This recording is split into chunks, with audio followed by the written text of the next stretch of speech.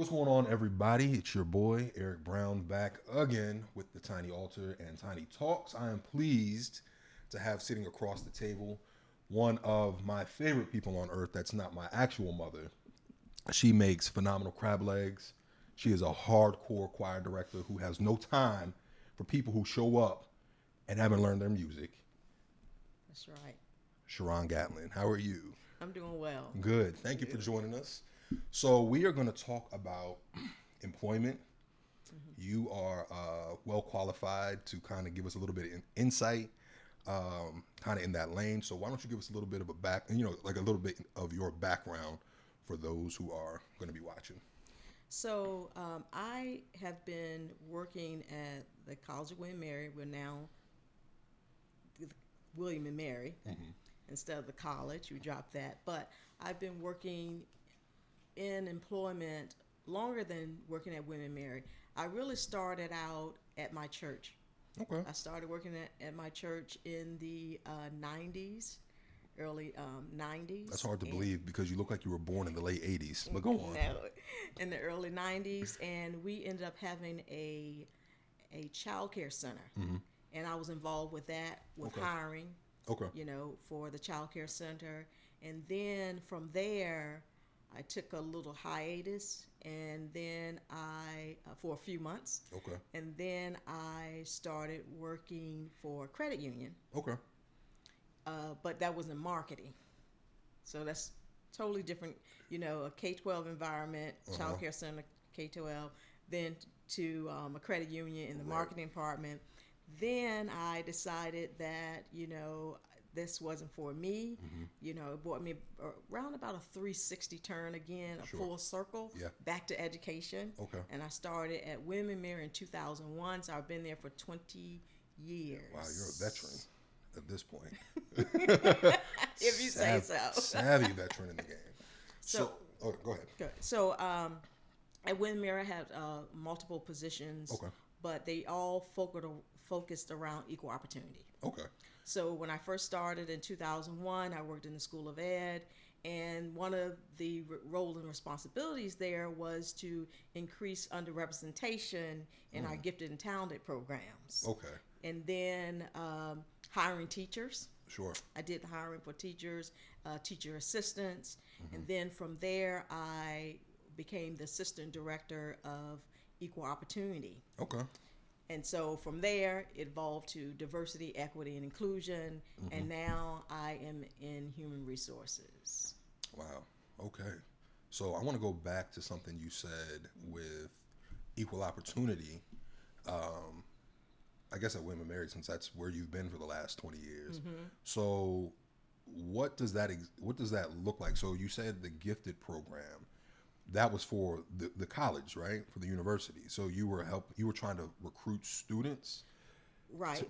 This was a enrichment program for gifted and talented students that are in the K-12 environment. Okay. So we had a pre-collegiate learner program. Okay. But in my role in recruiting students into you increasing... You also had to get the teachers as exactly, well. Okay. Exactly. That's kind of interesting. So in 20 years, I'm sure you've seen one or two things. One of the things that I'm kind of interested in is when you're dealing with underrepresented groups, what do you tend to see the most of? I feel like it's a loaded question, but it is. I would like to hear your answer though. When it's also going to depend on the area. So was it just Williamsburg, or is it pulling from the peninsula, New Kent, surrounding areas? Are you talking about in some of the Yeah. When you first started, yeah. It's pulling. I was pulling from all over. Oh, okay. All over Virginia. Oh, wow. Okay. Because we had students that come as far as Southwest Virginia. Sure. All the way to Virginia Beach. Oh, wow. So pretty much the whole state. Exactly. And we did have people coming from California because in the summer times, they come. Oh, yeah, sure. Coming to see grandparents and all of that. So that was an opportunity for them to be involved in our enrichment program. So now you're working with, you said you're in HR now.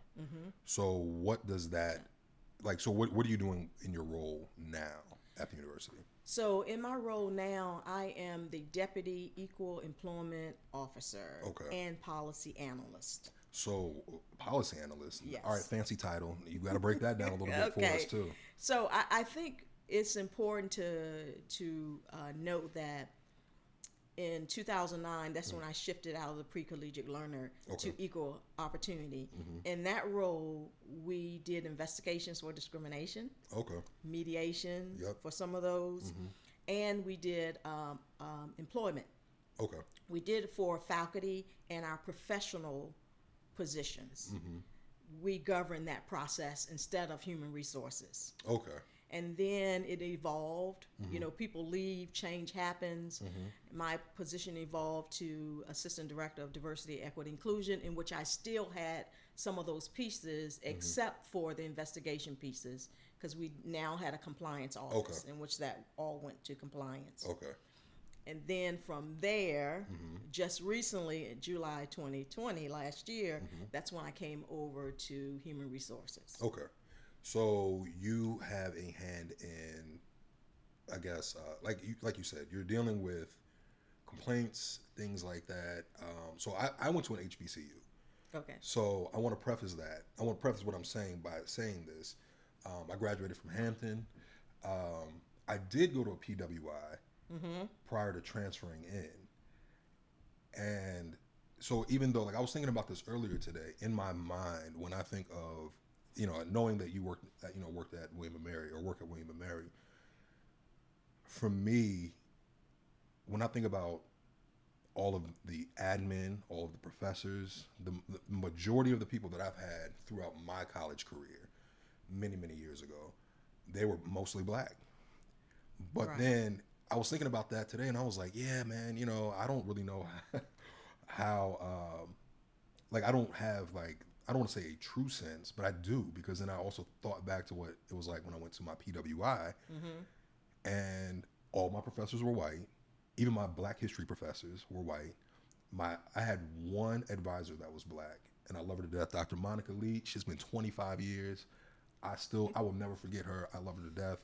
But there wasn't a lot of representation at that particular university. And so it made me kind of think, like, well, what, like I think about, like, the workplace in general, microaggressions, things like that, how you deal with those things, because even in your position, you could kind of even sort of, and I'm not alleging anything, this is just my assumption, and correct me if I'm wrong, particularly in the last year, we've had a lot of people are quick to always complain about, or it seems like people are quick to complain about any and everything.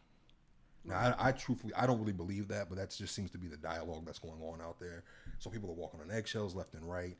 How are you now dealing with that type of tension, I guess, in the workplace? Especially, you know, if you've been in this position for 20 years, you've watched how things have what's the word I'm looking for? How things have just grown. How things that were a problem, things that we settled for 20 years ago that people aren't settling for now, and then how people are responding to things that you've always gotten away with, or we've always gotten away. Like, as a man, there are certain things that I probably could have said or done 20 years ago that I can't say or do today. Absolutely. And if I'm knocking on 40 years old and somebody says, you can't say that to me, and I'm thinking, wait, what did I say? What was wrong? How do you navigate tensions like that? So one of the things, you know, hasn't been a lot that has changed. In the 20 years. You mean, what do you mean by that? I mean by that is there are some elements of issues, racial issues, that really, when you look at 20 years, it's the same thing happening over and over again. So I've seen the gamut or the spectrum of, you know, racial issues and tension. One of the things that is problematic is, in terms of us really grappling with this issue, is we don't want to have the conversation. And so there has to be someone, whether it's in your EO offices, whereas in your diversity, equity, inclusion offices or HR, going to bring those issues to the forefront. Right. Because we can't really do a real strong collaboration with each other. We always know that we will not always agree. We're human. Yeah. We're individuals. But one of the issues I find out over 20 years is it's not going to go away. Right. And some people's response to it is not to deal with it. Right. Do you see what I mean? Yeah. It resurfaces. Right. And it ends up resurfacing to a point that it's end up being maybe a EEOC complaint or a complaint even within your organization, even at that organizational level. Right. So we have not still, as a country, done a good job of these issues of race that lead to discrimination. Right. You know, because we all have our stereotypes and we have our prejudices. And all of us have biases, period. Yeah. Every one. I hate to admit it, but yep. We do. But when there's action on those things, stereotypes, your biases, your prejudices, that's when the discrimination comes in. Right. When the action has been taken. Right. You know, on some of those protected classes. Right. And we just haven't dealt with it. Even, you know, some of, and this is just going to be a general statement, not women married, just higher education. This is just about employment, period. Yeah. Even some of the people that's the presidents or CEOs or those people in higher leadership, your human resource officers, they really don't want to deal with it. Right. And the complaint forces us to deal with it. But we could have resolved a whole lot if we just had the conversations and deal with it. There's a lack of accountability. Right. That is very problematic for us. So then, when I think about like jobs that I've had, I've worked for nonprofits, I've worked for for-profits. Some of us might not even know that there is an office within that human resource division. Right. I was, when I think about, equal opportunity in that particular office, I don't think I even knew that really existed until I was 28, 29, 30 years old. And I had been out of college 5 or 6 years at that point in time. And so, are there programs, are there ways that, like using from your experience, are there things that your office currently does or could do to make all the employees, for instance, at William & Mary aware, like, hey, because like I know that. Here's why I'm asking this. I feel like there's a catch-22 in having the talk for the people who have to lead the talk, not so much just for those who are gonna have to sit and listen to this seminar or whatever you want to call it. The catch-22, as I kind of see it, is you could say, all right, let's just have this talk preemptively. And you set up this whole workshop, and then though you're trying to do the right thing, there are going to be a group of people who are just going to label you as a trouble starter. Because why do we have to have this like you said, nobody wants to talk about it, right? Why are we even having this conversation? It wasn't a problem until you in HR brought it to us because, you're seeing what's happening on the news and blah, blah. There's always some excuse. That's one end of it. But then you could also be presented or approached and said, and someone could say to you, we want you to lead this workshop.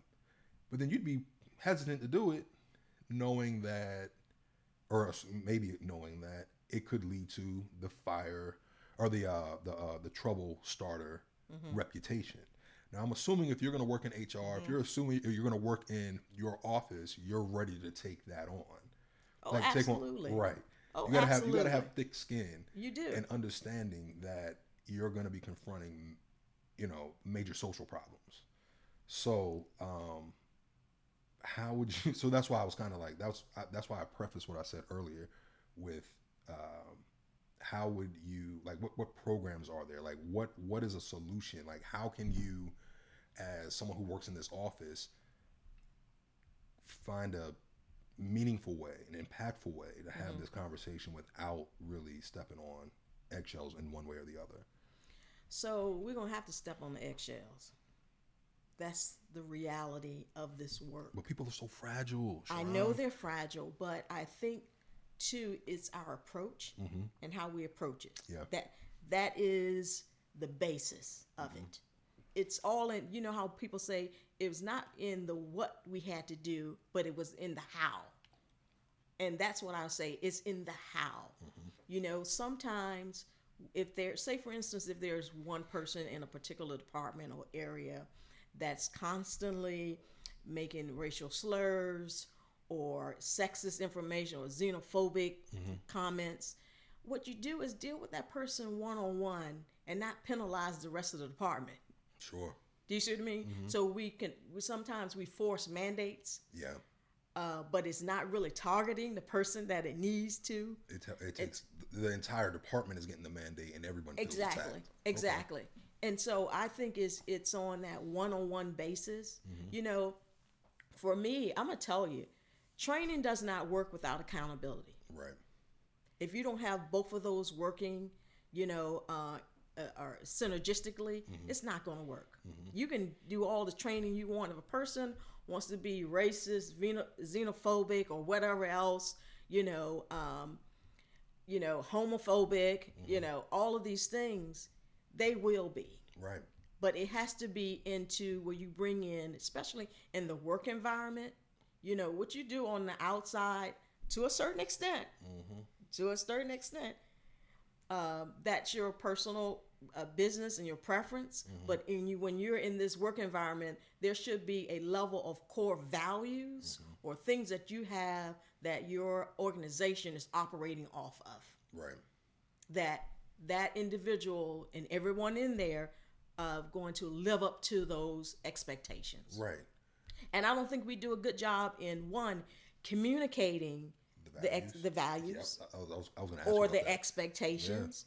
And nor do, going back to your comment that you made about sometimes when you were saying you didn't even know that who deals with these type of issues. Where do you go for information if you have a complaint or you think that you feel a certain way? We don't do a lot of a good job of communicating resources to our employees. Right. Period. Because a lot of areas have ombuds services. Yep. And that's a great tool to utilize when you're trying to deal with issues before they become a EEOC complaint or, you know, a lawsuit or something. That's a great resource to use. You know, it's a confidential service, completely confidential. Right. And they help you work through, you know, scenarios and different things like that, giving you resources to handle certain people. Then it can escalate, you know, or should, you know, Right. but letting them know all of their options. Right. We don't do a good job at doing that, letting people know what those options. You know, you sparked something when you were talking about your experiences in undergrad, because I remember even for a student way back then that I didn't even know my resources and where to go to. And come to think of it, I was sexually harassed. Right. And didn't realize it, or I know that this shouldn't be happening. You know, the comments that were made, you know, there was just comments. Thankfully, there were comments. But I didn't know, it wasn't well communicated. Who do I go to get this resolved?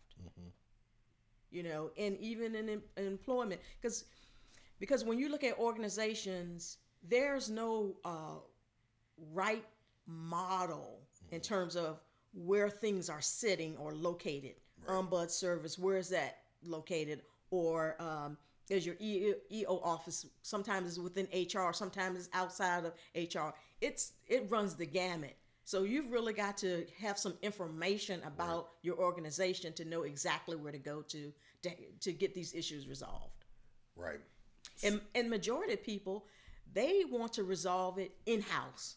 They don't want to get a lawyer and go through all of that, process and, discovery finding and all of that interviews. They don't want to do that. They want the behavior to stop. Right. And they're willing to, discuss it just with HR or, whomever is in your organization that they need to talk with to kind of get those issues resolved, basically. One of the things that I'm really interested in is affirmative action, and I think it's one of those things I think about, but I don't think about often, because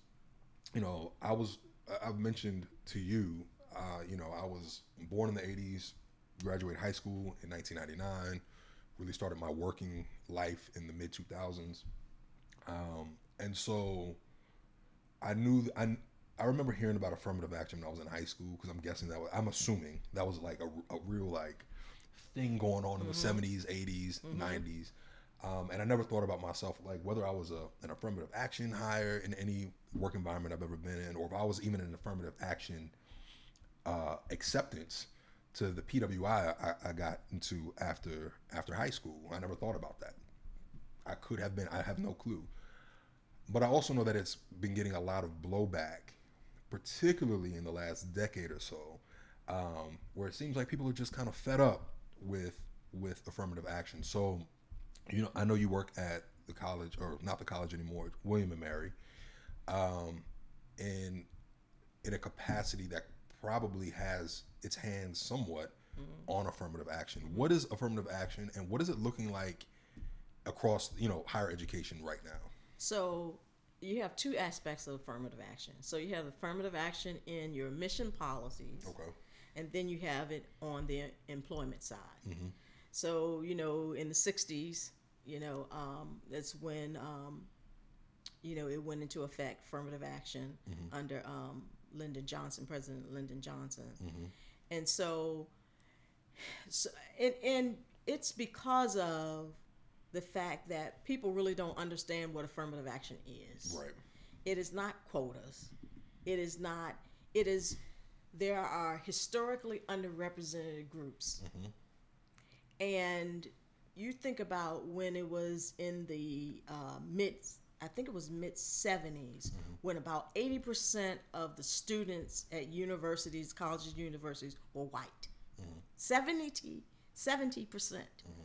It takes affirmative action to make sure that there is equal opportunity and access, because otherwise, at those particular times and way back then, and even up to now, people that look like me or you, we wouldn't have those opportunities, because there's still biases in the process, in all of our processes, in terms of making sure that we are represented there. And that's affirmative action. Like in terms of a mission, affirmative action is, you can take affirmative action, and race can't be the only factor. You still have to meet the requirements. Right. And that's what people they don't talk about that piece. Right. You're still meeting the requirements. It is making sure that one particular group of individuals, or maybe your majority, is not 90% of your students, your student bodies, and that's all it is. So then, you mentioned the word quota. I've heard that word thrown a lot. Oh yeah. You're meeting the quota, the quota, the quota, the quota. Oh yeah. Where does it even come from? Where does that misinformation come from? Because when you're talking about, when affirmative action went into place, people didn't really know how to implement that and what that looks like, So you think, well, it looked like we need about 5 black people, Latinx, we don't have any Asian folks over here, let's get 3, that's a quota, We're not even considering the possibility that they qualify. Right. We just need to put it in there, sure. And that happened a lot, I remember someone telling me that worked in the K-12 environment, and she was a white lady, and she told me, she said, Sharron, I didn't get the job because, they gave it to this particular woman, and she wasn't even qualified, for the position.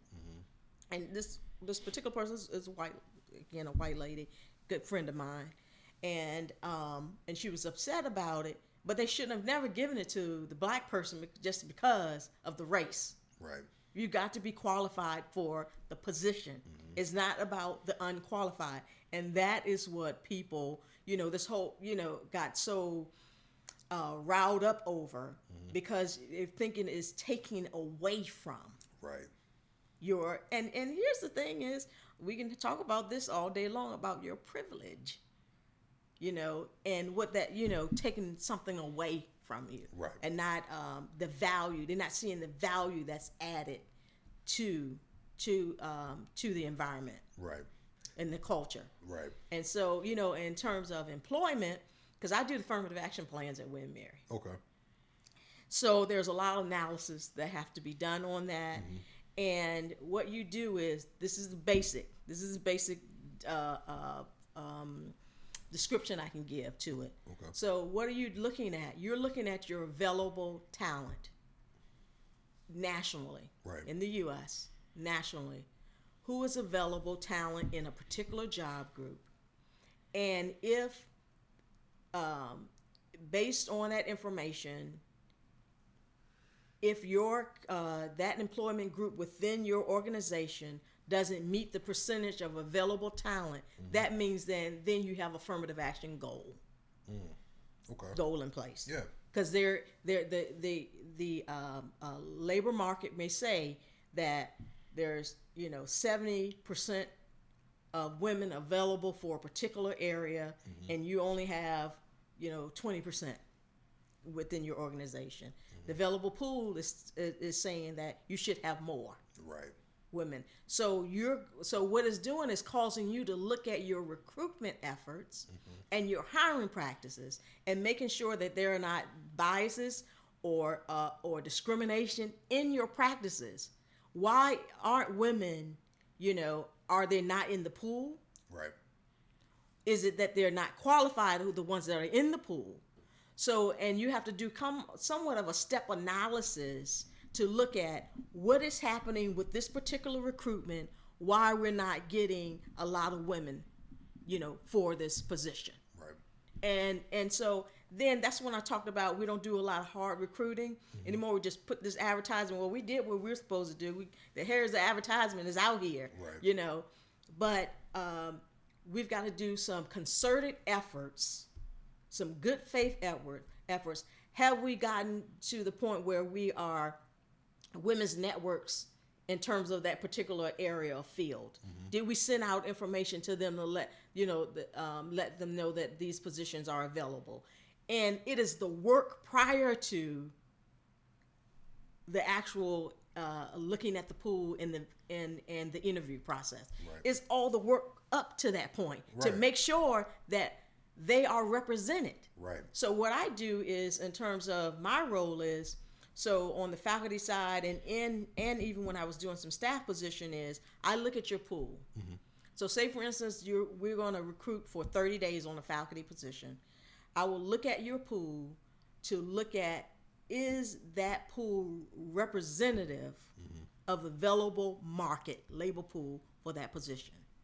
And if not, then I may say, you know what, we need to do some, where have we advertised? What type of real recruitment have we done to increase the representation of these underrepresented groups here? And then we got to look at, the qualifications. And majority for faculty positions, you're qualified. Right. There's, it's not a lot of people that apply that are not qualified. So you got, so you got to take it, then look at your preferences and all of that. But it's making sure that they are there and represented there. So you're doing work on the front end. You have to. That's what affirmative action is. It's work on the front end. It's interjecting yourself in the recruitment process to making sure that, one, that you have developed a standard by which you're going to evaluate every single person in that pool, and you came up with the standard before your job announcement went out. So you can't look into the pool and say, oh my goodness, Airik is in there. I'm gonna bypass everybody else. Oh, let me tweak the rubric or the standard by which I'm gonna evaluate. I'm gonna make sure that these people have to have these criteria. Right. You have to establish it before you even look at your pool. Right. That's helping in terms of who is actually qualified in terms of those pools. And then even after that, for me, the faculty have to send me their short list. So after they come up with a short list. I review it. I'm looking at the availability of the pool. I'm looking at what's available from the labor statistics information. And then if everything looks good in terms of, because I am the one that can see how they self-identify in terms of their race and ethnicity. The search committee should never know that. Right. Ever. So never, ever. So there's a system of checks and balances in there. Absolutely. And you've got to have it. And that's all a part of the affirmative action processes too. Is that front end work, real work, then this process in terms of getting to the short list, who you're going to interview, then what you do in the interview too. Because see, you can, do things to kind of discourage people where they either, deselect themselves out of the process. Do you see what I mean? Yep. By behaviors, all of these types of things. So there's a lot of checks and balances in that. That's fast. I never knew that. That's fast. And affirmative action says that all things being equal, because nothing is always equal, that Airik, has all these qualifications, John Doe over here and Sally Sue has these qualifications. One, in this particular area, we're have underrepresentation. Either all three of them could be a great match for our university, but Airik will help us meet our goals, and we'll meet our affirmative action goals, we'll meet our diversity goals, and meet our mission. Because in most universities, that mission is circled around the students. And best practices says that your faculty should mimic the diversity of your student body. And that's what the affirmative action. Here's an opportunity.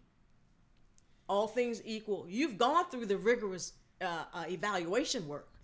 Nothing about your credibility that can now be questioned. Right. It's not about that now. So, I guess, just to kind of wrap up this affirmative action point, I want to go back to something you said at the beginning. We talked about the quota thing, and you also used an example of a friend of yours that said, use the term not qualified. So with the quotas, I'm to understand that it was trial and error when they first had to figure out this affirmative action thing back in the 60s.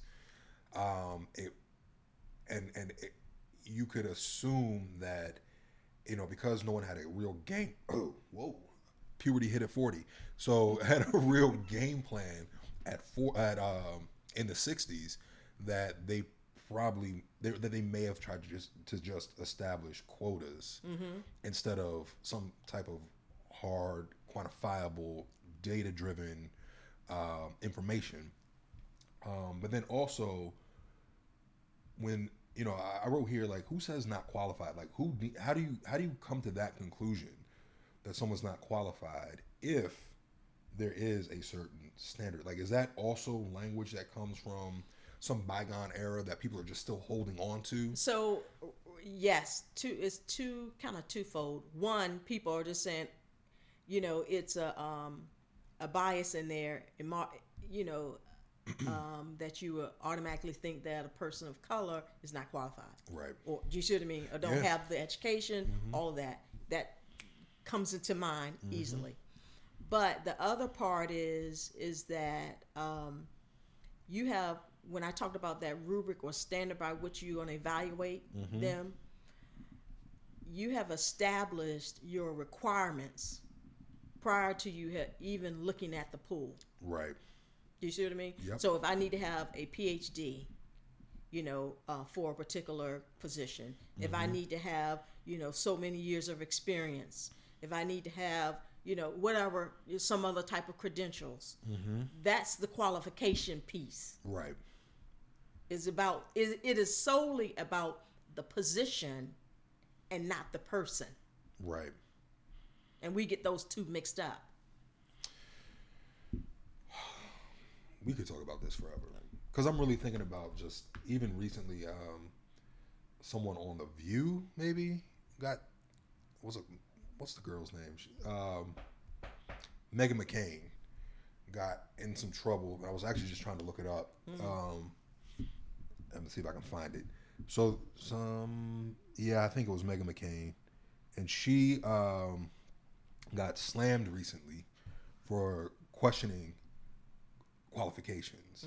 And you said something about it just a second ago, which was assuming that because black and brown people are in this particular pool, they're less qualified. Exactly. And so I don't know if that's just, again, it seems that they're just things that people hold on to. They get their speaking points that are 50 years old, 40 years old. They hold on to them forever, and they just assume, because the word quota, when it comes to affirmative action, and again, like I said, when we first started, I didn't really know that much about affirmative action. And I actually feel kind of weird for not knowing more about it. I'm actually I feel convicted by not knowing more about it. But at the same time, though, that term quota, I always thought that was an actual thing. Like I didn't know that was something that was just kind of through the trial and error era of the late 60s, early 70s, when they were just trying to figure it out. And affirmative action never mentions about establishing a quota. See, it doesn't. Do you see what I mean? Yeah. We did that, and because people couldn't figure out, how do I really implement this without being discriminatory against anyone, and so in order to be a contractor for the federal government, you're going to have affirmative action responsibilities. Right. And that's pretty much a lot of the organizations and companies nowadays. Somebody's having and even if you end up being a subcontractor for someone that's a federal contractor, that makes you a contractor and have to have affirmative action responsibility. Right. So, it just behooves us to be more knowledgeable about it and what it is. It means that we're going to make this concerted effort to make sure that access, because that's a thing that we don't talk about either, access. Yeah. People having access to information, and so making sure that that's available to people to know that this opportunity is available for them, to pursue. Well, it's a lot too, because you have the employment piece, and then you have the actual admissions piece. Right. But again, some people think that affirmative action is dumbing down. It's not. It's never about dumbing down. Because you said it at the beginning, like there are standards that you have to meet to even qualify. Exactly. It's here to actually give people who don't have an opportunity, to potentially have an opportunity to succeed in a space that they never had access to. And there's affirmative action too on our veterans. We don't talk about that a lot. We talk about more of the demographics in terms of our race, but we don't talk about the affirmative action for our veterans. This is true. Now think about it. I see that on applications all the time. Right.